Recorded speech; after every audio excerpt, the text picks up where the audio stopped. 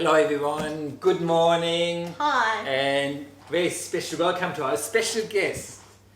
Here we go. How are you, Sarah? I'm good. How are you, Edgar? Sarah Walker here. So yeah, good. I like it. Like your, is it a tiger or what is it? Leopard, I think. A leopard. Yeah. So. Although it blinds me when I drive because the sequins. And there's like disco lights on the roof. Because it's a bit shiny. Yeah. Yeah. So does it express your inner self a little bit? Do you feel like a leopard these days? Yeah. Yeah, I'm fierce. Yeah, we all know that. Yeah, we all know Heart that. of a warrior. So morning chat, lockdown, 3 months now. Hopefully the restrictions will ease, but Victoria stuff is happening, so they're going back into lockdown. How did you experience it that time? For us, lockdown was not a good thing.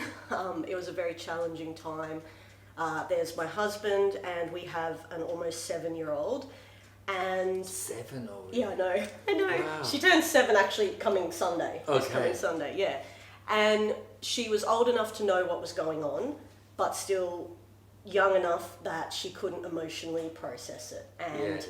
not seeing friends, not going to the playground, not going to the library.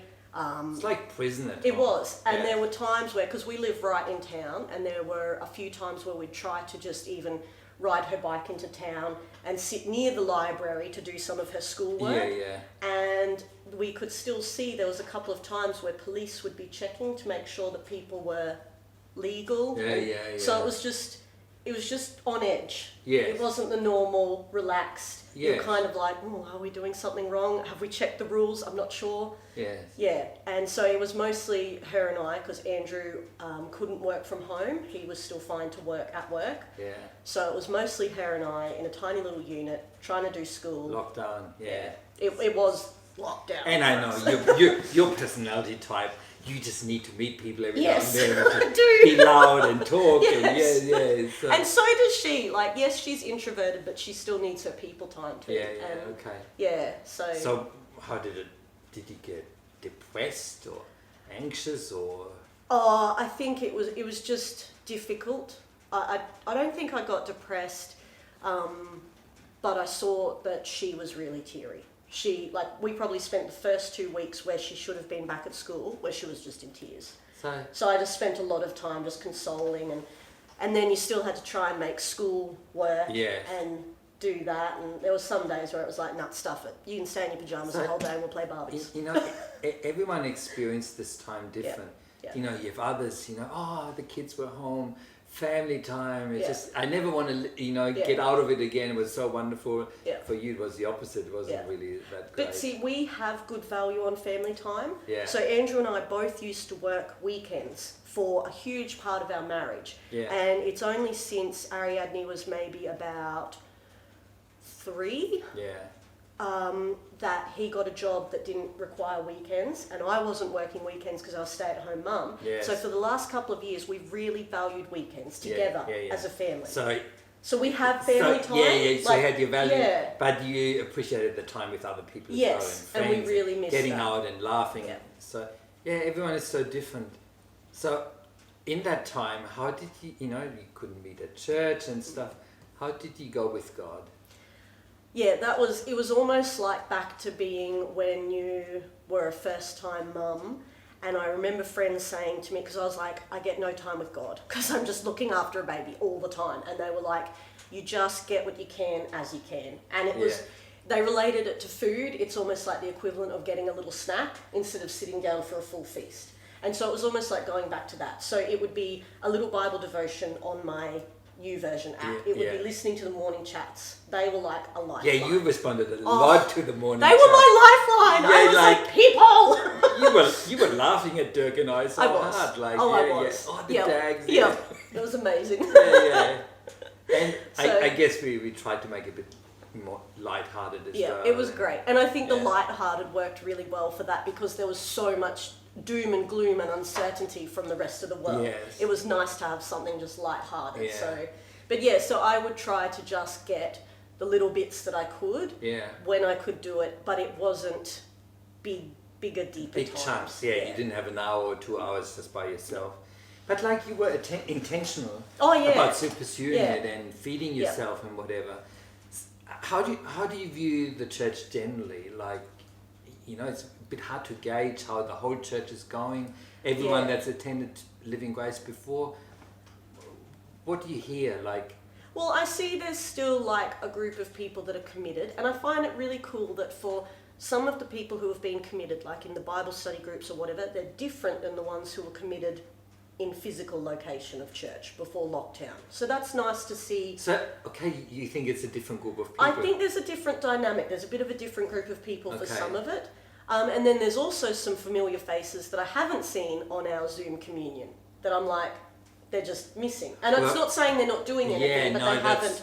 So I think because there's different avenues that we have, it is hard to gauge it. Yes, But it's definitely meant that people have to be responsible for their own faith. yes. You can't just feed off of what you get on Sunday. Yes.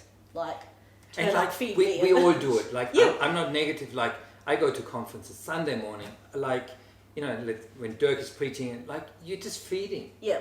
You're not serving. You're feeding and celebration and just enjoying the family. And they're good times. They're fill up times. But in times when that is not there, Yeah. yes, it's very much like, can I feed myself?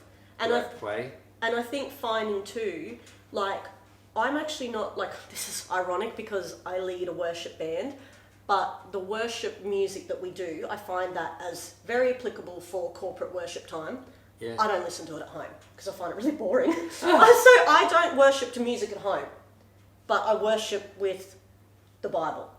I love the Bible, like the words and stuff. So yeah, go figure. I love music. I listen to super different music. Yes. But it's not the worship music. So when people talk about worshipping at home and spending time with God at home, it might look very different than what you've been used to in corporate worship too, and that's okay. Yes. Like I worship God through my painting and out in the garden. Yeah. So, interesting. I have to say, I really never worship with music at home. Yeah, see, there you go. And you're a pastor, so that's... and I'm trying, putting a worship. It's not working for me at all. It's more word or quiet or hearing. But in church, it works for me. Yes. Like, when the worship band leads and the whole church sings, the presence comes. I'm in it as well. Like, it works and for me. And so, you've seen me worship lead. So, I'm there. Like, which basically means we're missing it. Like, because that's an aspect of worship. Yes, that it's doesn't another... work for me at home. It's another component. And, some Sundays you can be a little bit discouraged. But then someone else is on fire. Yeah. And it just... It lifts you. It lifts you while, you had a hard time in lockdown. Yeah. And if you haven't got the community, it's a lot harder to get out of it. I know, and I think that's why, like it says in the Bible, like don't give up meeting, as some of you are in the habit of doing. Yes. Like you need to meet. Yes. There's still like you need the private worship time with God, and you need to have that as well. But then you need that corporate time because yes, and I mean like two halves of the same coin. Making the effort, seeing someone, dropping in someone, have a bit of a laugh, and just make a few stupid comments. I know, it's great. It's great. We're not paying each other out. I know. So maybe we talked about a verse that may be applicable, and I just read it to everyone here. Philippians chapter 4, from verse 12, and the Apostle Paul is writing, I know what it is to be in need, you could say in lockdown or whatever, and I know what it is to have plenty. I've learned the secret of being content in any and every situation, whether well-fed or hungry, whether living in plenty or in want. I can do everything through him who gives me strength. So that's a good verse. I think it's applicable to this time. It's hard to be content in lockdown, to say, okay, that's what it is right now, I'm content in that, and it's harder, but the promise is Jesus does provide all the strength we need for the time, and we get through it. And if for people who are finding it hard to not have corporate worship and stuff, there's encouragement for that as well, because you can still, you might be wanting for the corporate worship and in need of that, but God's saying, I still have my strength for you, so you can get through that and be content. And Paul is not saying, hey, it's great that I was hungry. No. Those and joy of joys, and I love be in starving. want, whatever he said. But no, but I coped. Yeah. And I could be content, and then another season comes.